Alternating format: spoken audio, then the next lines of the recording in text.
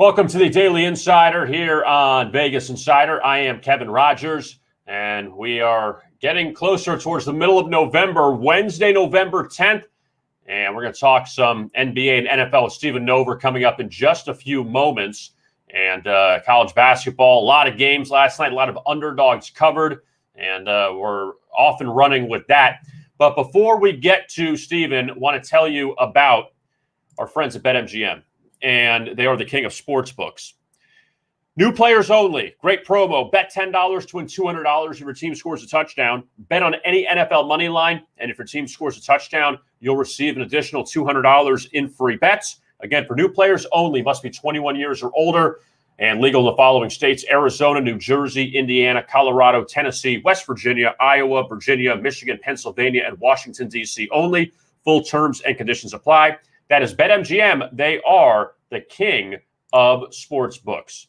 And now let's talk some NBA and NFL with Stephen Nover. He is a longtime handicapper at Vegas Insider, and a lot of good info from Stephen that looking forward to. And Stephen, first, I want to welcome you back to the show. Let's talk some NBA. And who has stuck out to you from an ATS standpoint? I would say number one, the Cleveland Cavaliers, what they have done so far. They're a covering machine. But what teams right now are you keeping an eye on that still may be under the radar? Well, as you mentioned, Cleveland, but unfortunately for them, they just lost Sexton, who I thought was one of the more underrated players in the NBA. And so we'll have to see if Cleveland can continue with that. That was a tough break for them.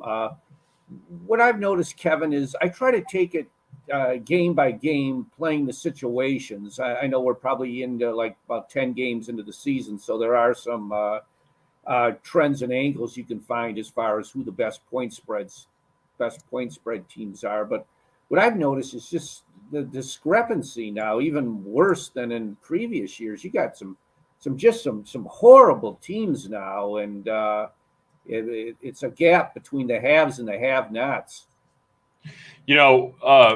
Staying on that point, Stephen, looking through some of these teams and staying in the Eastern Conference for a second, the Bulls are playing well. They're 7-3. They just have to hope they never face the Sixers again. That's a team they just can't beat for whatever reason. But you have followed, I know, for a long time, the Milwaukee Bucks. And Milwaukee won the championship last year.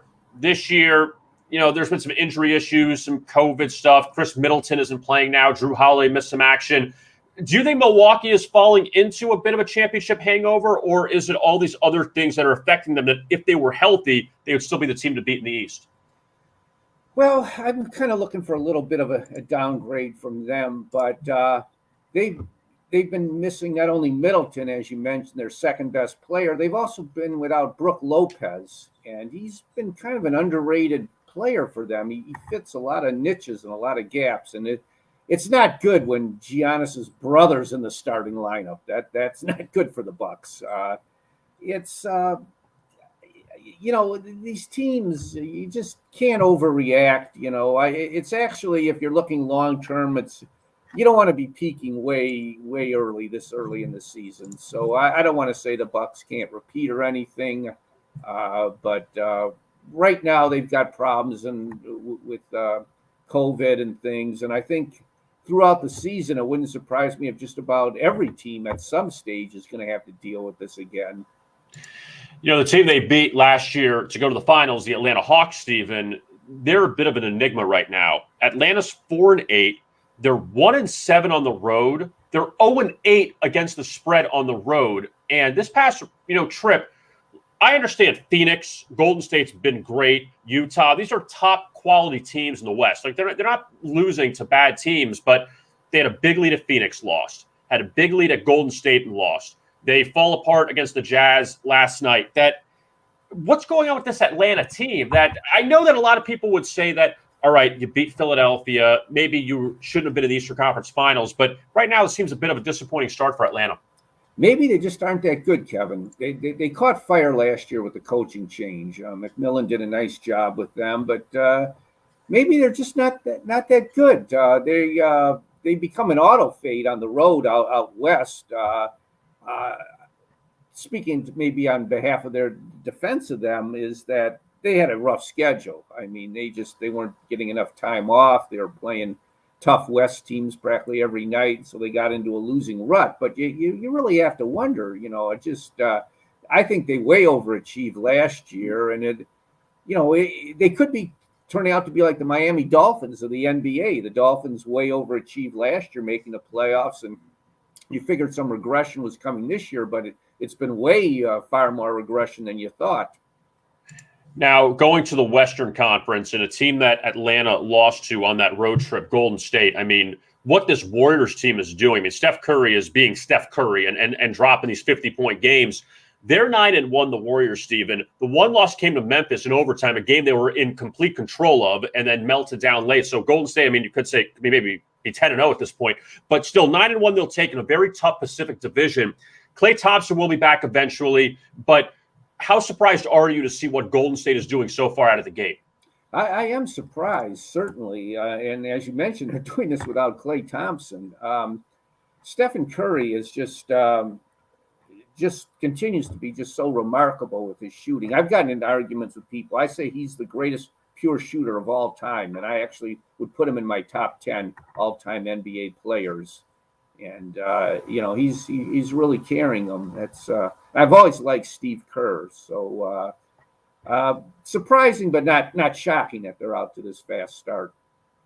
Now the rest of that Pacific Division, Stephen, Phoenix had a bit of a rough start. They've played better of late.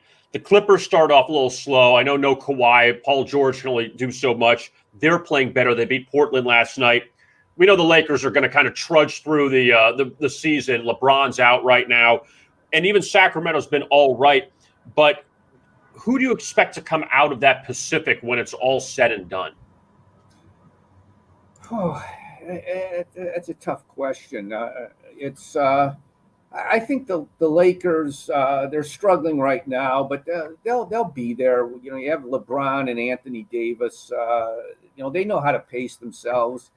The Clippers, Paul George has been playing very well, but he's a streaky guy and he's injury prone. I don't know if the Clippers can be there at the end unless Kawhi somehow makes it back, which I'm not anticipating.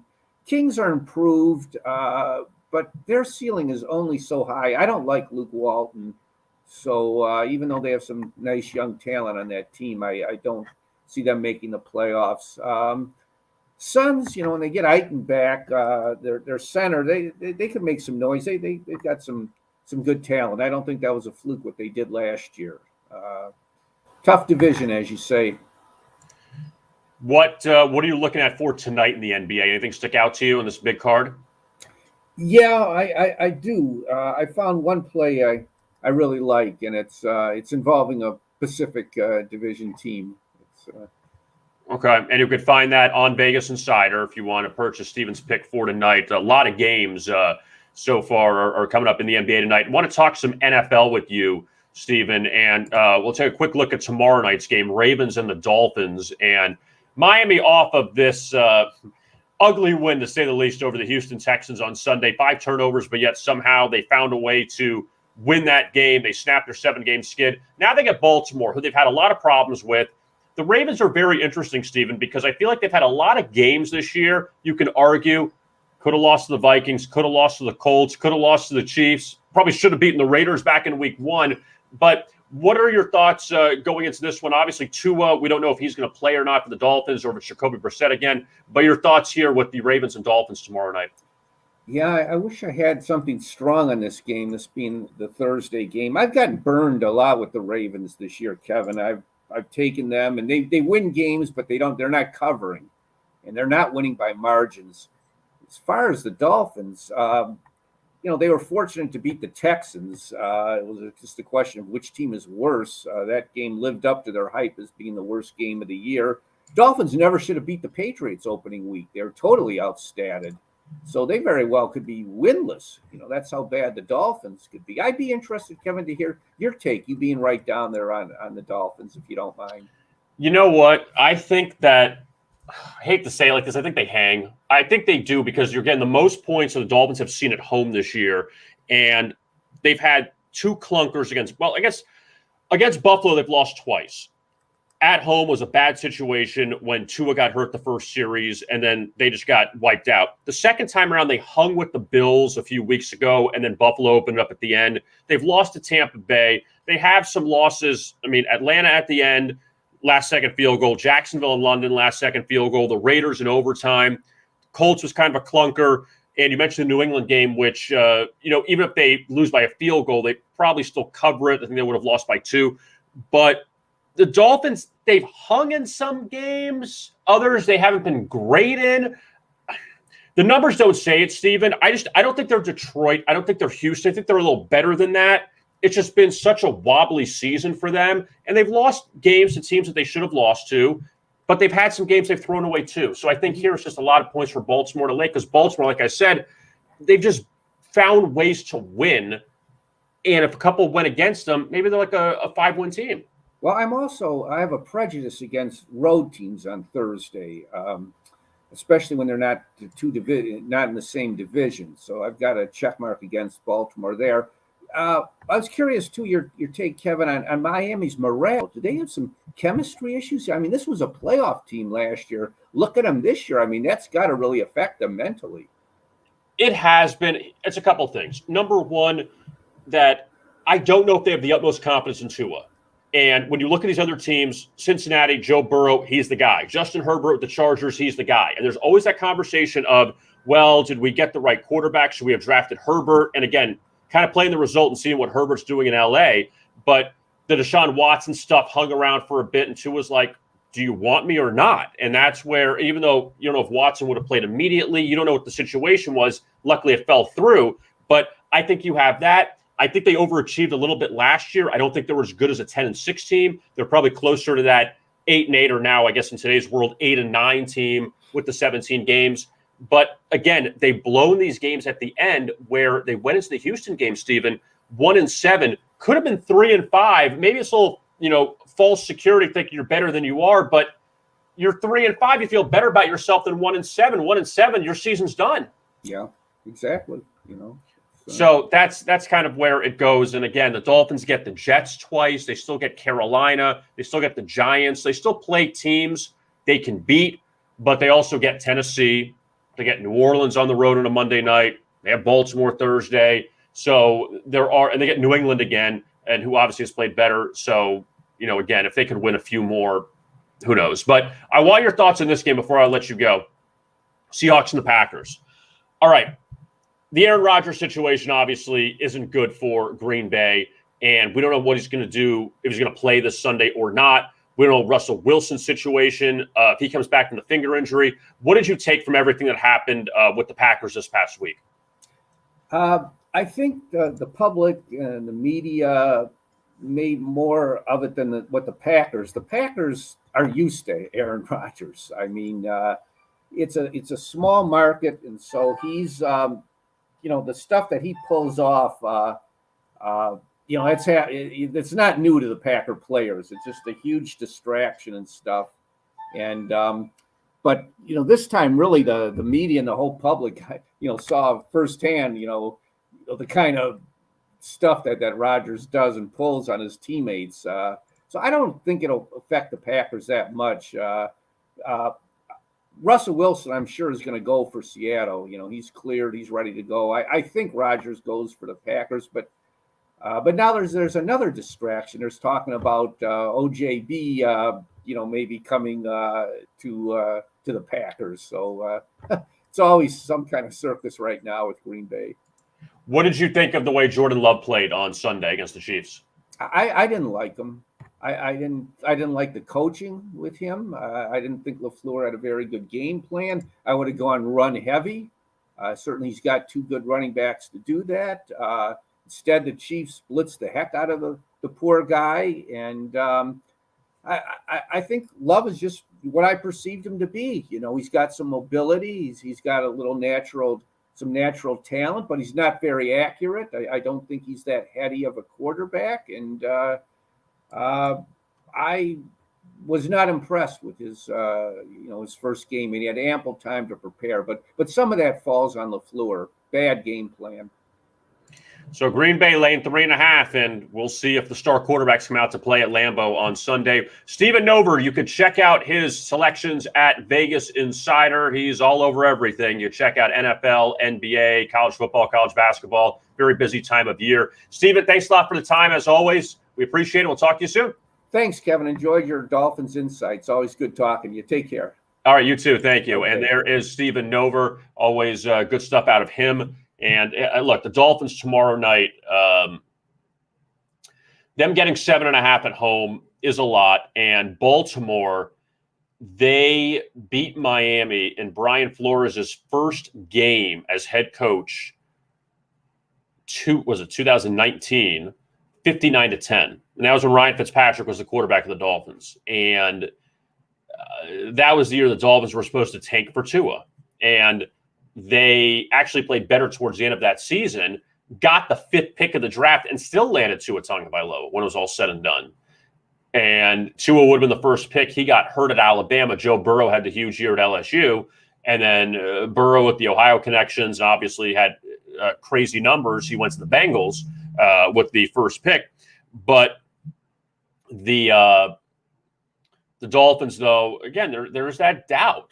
When you look at a guy like Justin Herbert and the numbers he's put up with the Chargers and seeing how the Chargers have kind of fast-tracked it a little bit more, that they are a playoff team where the Dolphins really aren't there, you got to wonder, did we pick the right guy? And that's kind of what's hanging around the Dolphins as they move forward and trying to get Tua back. And Tua missed the Houston game with a finger injury. Jacoby Brissett played, and now we'll see if Brissett plays again on Thursday or if Tua comes back. But the Dolphins obviously will have a little over a week off, a week and a half off after the Baltimore game.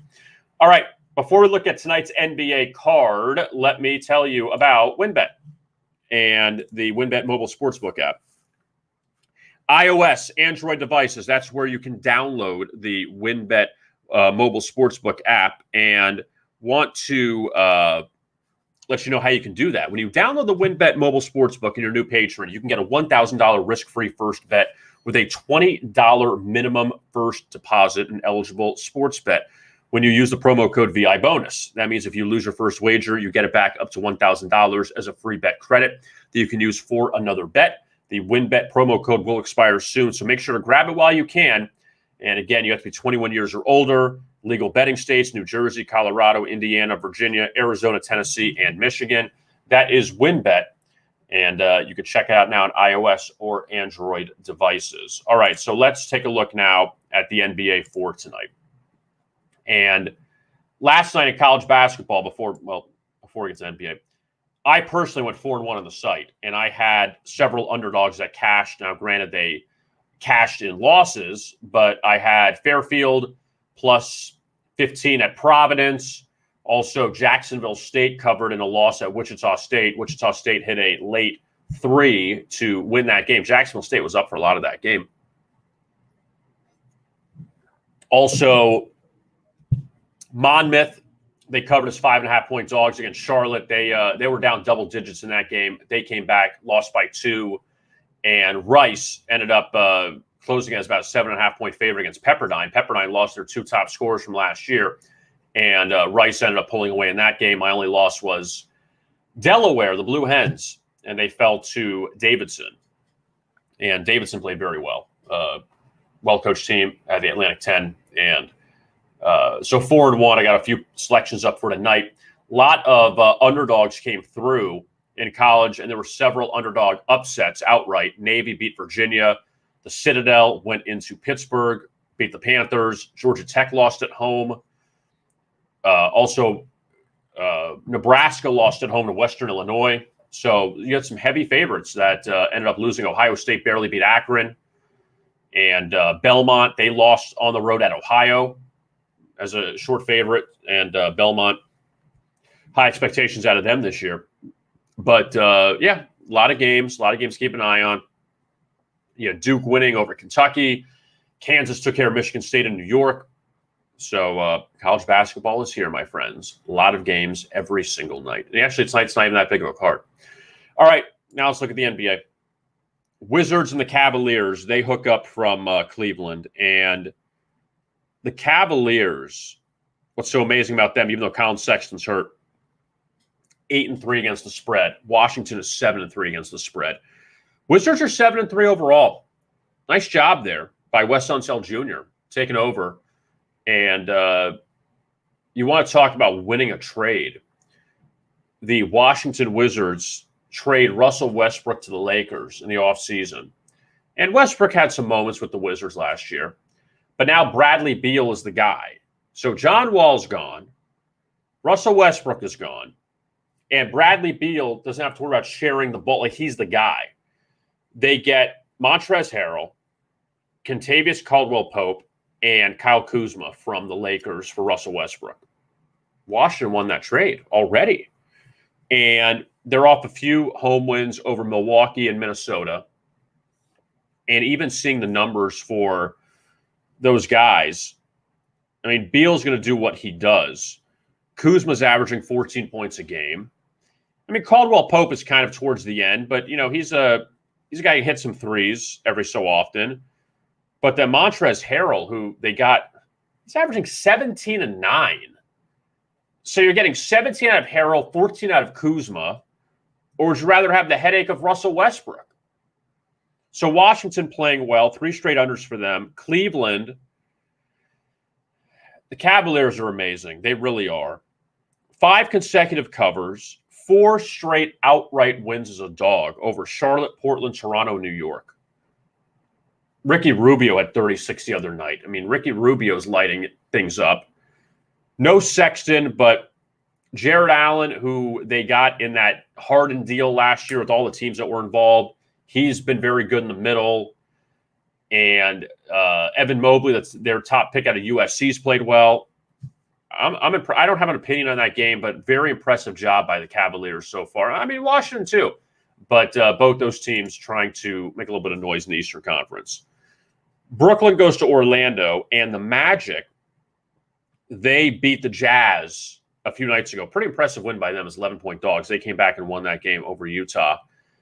I mean, Orlando, we know there's going to be growing pains with them. They are 3-8. Brooklyn's 7-4. Brooklyn, they were blown up by Chicago the other night. That snapped the 5-game skid, and they were held to 95 points. And we know James Harden's numbers aren't as good as they were before. He's not going to the foul line as much. But Brooklyn's got a few clunkers so far, but they're still all right at 7-4. And Orlando getting 9 after they were getting 11 the other night against Utah. I don't know how much they have left in the tank after that win. Magic will still be competitive, though. Raptors and the Celtics from Boston. And Toronto's already run Boston one time this year at TD Garden. They were getting 7 back on October 22nd, won 115-83. Now they're getting 2. So you see the difference there. Well, Jaylen Brown isn't playing for Boston, which obviously doesn't help them. Raptors have lost 2 in a row, though. Going on the road as a short dog here. Lost to Cleveland by 1. They were 15 in that game. Lost to Brooklyn on Sunday. That snapped a 5-game winning streak. So Toronto had been playing better. They've been a little bit up and down. Boston lost on that Luka three-pointer at the buzzer a few nights ago. Celtics did win the first 2 of their road trip there. But Boston has not been good at home so far, 0-3. So the Celtics got to kind of wake up at TD Garden. Pistons and the Rockets from Houston, and these teams are a combined 2-17 on the season. Detroit, they beat Orlando. That's it. Houston beat Oklahoma City. That's it. But you have the top 2 picks from this past draft, Cade Cunningham for the Pistons and Jalen Green for the Rockets. Detroit's lost 4 straight. They haven't scored more than 98 in any of those games. So that's no bueno. When you look at Houston, they started 1-1, but they've lost now 8 consecutive games. And they're back home after a road trip in which they weren't that bad considering they were getting double digits in every game. Lost by 10 to the Lakers and lost by 2 to the Lakers. Lost by 12 to Phoenix, but they were up in that game. No, I was thinking of New Orleans. Oh, they were up at the half in that game and then kind of melted down in the second half. No, New Orleans is up big on Phoenix, and they lost. Lost by 1 to Denver, and then lost by 13 to Golden State. So they've gone now, the Rockets, 6 straight games getting 9.5 or more. Now you're laying 3.5. But the only game they've been a favorite this year, they blew out Oklahoma City. So go watch that one on ESPN. Bucks and the Knicks from Madison Square Garden, and New York just rallied past Milwaukee a few nights ago when they played at Fiserv Forum. And Milwaukee's had some struggles. Granted, injuries have kind of derailed them a bit. They've hit 8 of 11 unders, which is good. 4-2 on the road for the Bucks. Knicks just 2-3 at home, 5-1 away from the Garden, but 2-3 at MSG. And Milwaukee, they last won back-to-back games in late October, so they've had some struggles there. The Knicks off a win over Philadelphia, but no Joel Embiid in that game. Ben Simmons hasn't played the whole season. No Tobias Harris, so they caught a really short-handed Sixer team the last time out. But New York, though, their last few home games, they've laid 7.5 to Cleveland, laid 7 to Toronto, laid 12 to Orlando, lost all those games outright. So now laying 4 against the Bucks, who they just beat 113-98. Mavs and the Bulls from Chicago, and the Bulls, they are playing well. Dallas is 7-3 also, and it seems like such a surprise because they were so terrible in that opener against Atlanta, but yet Dallas has won 7 of their last 9. 31-point loss to Denver, 15-point loss to Miami. They were up in that game and lost. But they've won 3 straight. They just took care of New Orleans, New Orleans is up there as far as one of the worst teams in the NBA. But Dallas, though, has played better. Now let's see what they do on the road. They have a couple road wins at San Antonio, at Toronto, but they are 0-2 in 2 blowout losses as a road dog. So keep that in mind. And Chicago, as I mentioned, Stephen Nover, 7-3, 2 losses to Philadelphia, a team that they've had so many problems with. So as long as they don't play the Sixers, they could be all right. But Billy Donovan's doing a great job with this team. Yes, they got some more talent in the offseason with DeMar DeRozan and Lonzo Ball to add to Levine and Vucevic. So, yeah, Chicago's now a little bit better when you add those kinds of players. But still good. You still got to play. Hornets and the Grizzlies from Memphis. Not sure if Dylan Brooks is coming back tonight. Saw some reports he may return. He hasn't played yet this season, had a hand injury. But Charlotte, though, my God, this road trip, 0-4 so far. They've lost 5 straight. And in the 4 games, they lost by 22 to Golden State, but they were up in that game at the half, I believe. And no, they were down 1 at the half in that game. And then they totally melted down in the second half. Sacramento beat them by 40, or by 30 rather. Lost the Clippers, close game in the 4th, lost by 3 to the Lakers in overtime. So now the Hornets need to finish off this road trip with a win. They go to Memphis, who outlasted Minnesota in overtime a few nights ago. That was the Karl Anthony Towns crazy 3-pointer to tie it. But then Memphis won in overtime, covered in overtime, laying 4.5. And Memphis has won 3 of 4. They're playing better. And, I mean, Memphis obviously still a very good team. 6-4, 7-3 against the spread for the Grizzlies so far in the season. Here's one that's not going to be on ESPN tonight. The Thunder and the Pelicans from New Orleans. Oklahoma City's won 3 of 9 games. They're 3-6. So that's not bad. 2 wins against the Lakers. They came back against the Spurs. Oklahoma City's actually come back from double-digit deficits in all 3 of their wins. So kudos to them on that one. But New Orleans is 1-10. 1-10 for the Pelicans. No Zion. I mean, he's been out, which has been, obviously a killer for them. New Orleans are only one coming out Minnesota. But even in this stretch, they've lost 7 straight. They've covered only twice. Last 4 games, 0-4 against the spread, and they've lost by double digits in all 4 of those games. So New Orleans has not been good. Willie Green, it's been a tough start for him as the head coach of the Pelicans. But they're laying 4 tonight. Kings and the Spurs from San Antonio. Spurs laying 1. This game has kind of bounced between Pick'em and 1. But San Antonio's 3-7. Sacramento's at 5-6. And the Kings, they have now dropped 2 straight, falling to Indiana and Phoenix at home, both in close games. Sacramento's actually been good on the road, 5-1 ATS, 3-2 straight up. San Antonio has not been good. So far, only 3 wins on the season. Did beat Milwaukee, but also 2 wins over Orlando. And they had a meltdown against Oklahoma City the other night and a bad offensive showing for both teams. San Antonio was 41 of 100 from the floor. So we'll see if the Spurs rebound tonight. So both teams trying to come back tonight. Pacers and the Nuggets in Denver, and no Nikola Jokic for the Nuggets. That's why the Pacers are laying points tonight. He's suspended for the shoving of Markieff Morris a few nights ago into the Nuggets win over the Heat. Indiana, they have covered their last 4. They're 3-1 in that span. And after they had a bit of a rough start to the season, they played better, beating the Spurs, the Knicks, and the Kings during this time frame. Lost at Portland, lost at Toronto. They've had a couple and they have a few overtime losses. Indiana's a few plays away from maybe being. I mean, they're 4-7. They could be 6-5, 7-4, depending if things went their way. Denver, back-to-back wins at home. Again, no Jokic, so that's a huge issue for them tonight.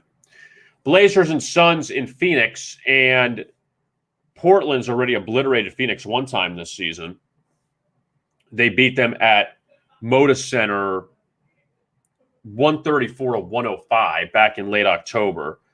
The Suns, give them credit. They started 1-3. They lost at home to Sacramento. They lost at home to Denver. They had that 29-point loss to Portland. They've won 5 straight. Phoenix has come back to life. 4 of those games they've covered. The only game they didn't cover, they were laying 10 to Cleveland and won by 9.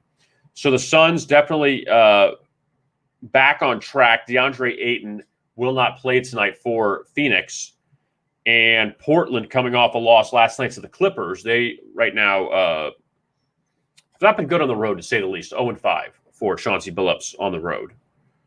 And they're 0-5 ATS. So that's not helpful either. All right, last 2 we'll look at out west. Timberwolves and the Warriors. Golden State's been great, 9-1. Minnesota 3-6. Minnesota 2-7 against the spread. And Minnesota right now, who started 3-1, a little bit of optimism, and they had a good win at Milwaukee. They beat Houston and New Orleans, which is not really that big of a deal. But 0-5 straight up and against the spread the last 5. They've lost to the Clippers twice, lost by 2 to Denver, lost in overtime to Memphis. They've had some games that have not gone their way. Did have a bad loss to Orlando by 18. But Minnesota, this trip, I mean, or at least the stretch, at Golden State, at the Lakers, at the Clippers, Phoenix at home. So Minnesota, who had a little bit of optimism, they can be 3-10 very quickly. And Golden State, look, 9-1. That's a fantastic job there by Steve Kerr, but also a fantastic job when you have Stephen Curry, who is at an MVP level again. Final game of the night, Heat and Lakers from L.A. No LeBron. And you don't get the Lakers as a home dog that often. And obviously because there's no LeBron and the Heat have played well, they're 7-3 straight up and against the spread. Lakers 3-8 against the spread so far in the season. Heat coming off that loss to Denver. You had the Jokic situation there. So we'll see how motivated they are tonight against LA. And the Lakers, they've won 4 of 6, and they have 2 terrible losses to Oklahoma City this season when they were up big. So the Lakers, in spite of LeBron being out, they're 6-5, and they could be easily 8-3 at this point. And yeah, they came back to win at San Antonio. I know all the stuff evens out, but they've had some. I mean, they have 2 inexplicable losses to Oklahoma City this year. But we'll see what the Heat do favored here against the Lakers in the late game tonight in the NBA. So that's the look there. And just to run through really fast, college football, Maction. Toledo laying 11 at Bowling Green. And Toledo at 4-5, Bowling Green at 3-6, which is actually impressive for them because they were coming into the season one of the worst teams in college football. But Toledo off a 52-49 loss at to Eastern Michigan last week at home. And Toledo has lost 3 of their past 4, all as a favorite. Now they're laying 11 at Bowling Green, who went into Buffalo last week as nearly 14-point dogs and won 56-44, snapped a 4-game skid.